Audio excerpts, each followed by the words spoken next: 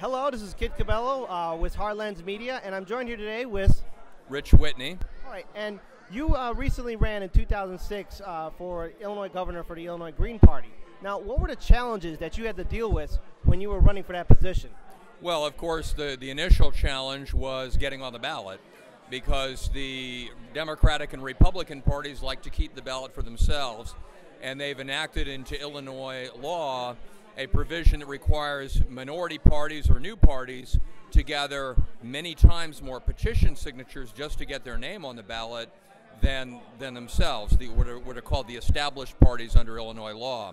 So, for example, when I ran in 2006, we had to get 25,000 valid signatures between the end of March and the end of June, a 90-day period, which is one of the worst, most restrictive ballot access laws in the United States, whereas the primary candidates, which already had more money and more people, only had to gather about 5,000, and they did it in the fall before for the primaries. So the system is rigged very deliberately in that fashion. So that was barrier number one. Barrier number two, of course, being a people's party, we don't take corporate money because we're really trying to represent the working people, the people that are disadvantaged, as opposed to the 1%. That dominate American politics and Illinois politics. So that was barrier number two. You start with a disadvantage, and then barrier number three is, of course, the corporate media in this country tend to only focus on the Democrat versus the Republican, and it's very hard to break through that. Occasionally, they have the little cute feature about, oh, these other people are running too, but it's only a fraction of the time that they spend, covering the two corporate party candidates, as we just witnessed yet again in the 2016 presidential race. Now, why should people consider third parties, whereas against a two-party political establishment system? Why should people look to the Greens or Libertarians or any other third party? Well, you start by asking yourself, are you really happy with social conditions as they are now? Are you really happy living in a country that has now been at war for like 16 straight years without let-up? Do you really like the idea of living in a society in which there are homeless people while houses remain vacant, in which nearly 40% of the American people have a negative net worth or are living in either actual poverty or near poverty, living from paycheck to paycheck?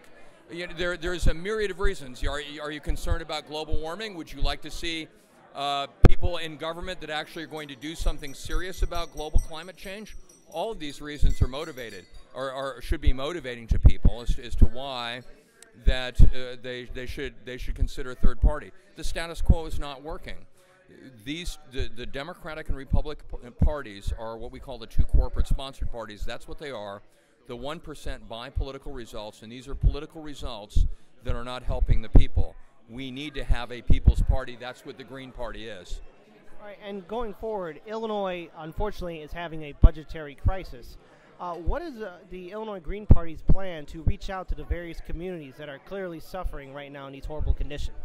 Well, there's actually two different kinds of budget crisis. There's the failure to even reach a budget, and then there's the long-standing problem of Illinois having one of the most regressive tax systems in the United States, in which we actually tax the top 1%.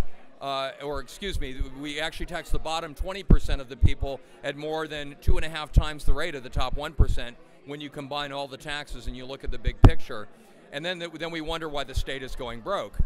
Illinois is not broke, but our funding system basically ensures that the public sector is not able to sustain our schools, our public services, our higher education, and the really basic core functions of government.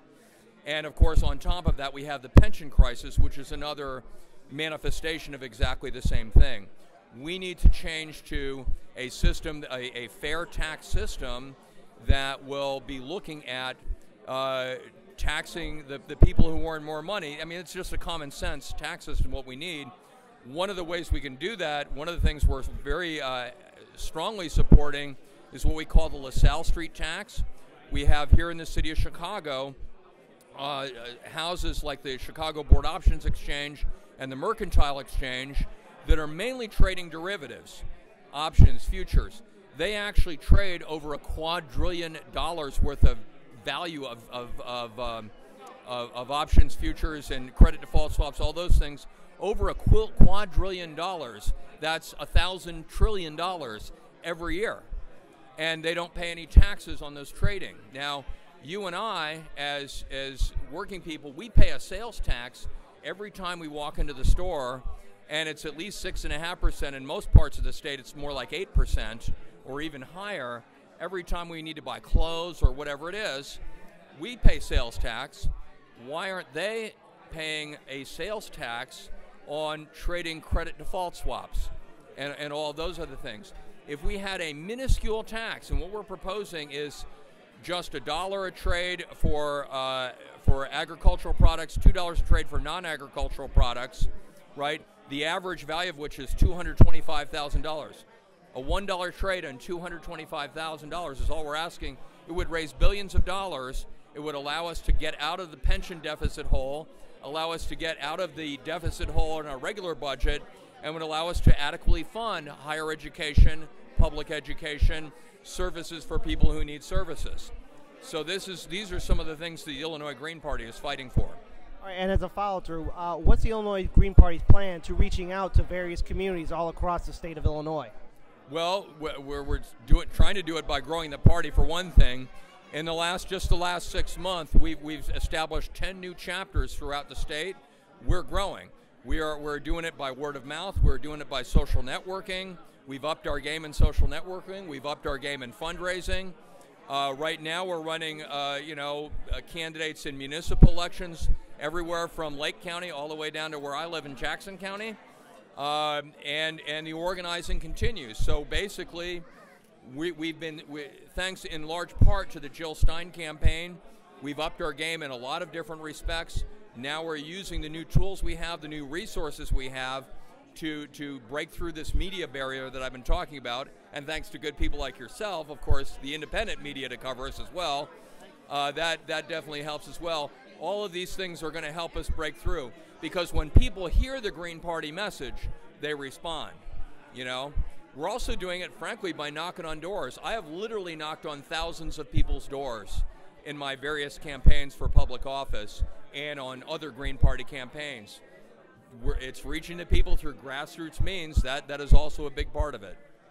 And final question. In 2006, yourself and countless other Green Party candidates managed to get the necessary 5% to put your party on the board in the state of Illinois.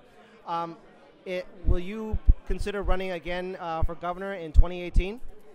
I actually would not. I should say this, never say never. You've probably heard that expression when it comes to that. But I really strongly do not want to run for governor again myself. I have run for local office. This is actually a more important way that we're going to build the party, is actually getting more people elected to office, which we have done. We have people in city councils in Carbondale and Galesburg and other places. We have people running for park boards, school boards, things like that. Showing people that we can win helps us answer the spoiler argument. Oh, you guys are just running and you're going to make, you know, the worst of two evils win the election when you guys run. No, we can win elections. Hopefully, my hope is in 2018 is not so much to worry about the governor's race, and instead focus on getting our first foothold into Springfield by running some very strong candidates for state representative, and that is going to be the kind of thing that will send a shot in the arm and a shock through the political system, and getting people to realize, hey, we can vote green and win and really make a difference and actually get our representatives for the people into government, so we can stop just being out on the streets protesting injuries after they happen, and actually start doing some good for the people by getting into the halls of power in Springfield and eventually Washington. All right, that's a perfect note to end it on. This is Kit Cabello with Hard Lens Media. Follow us on our Facebook page and continue to stay woke. Thank you.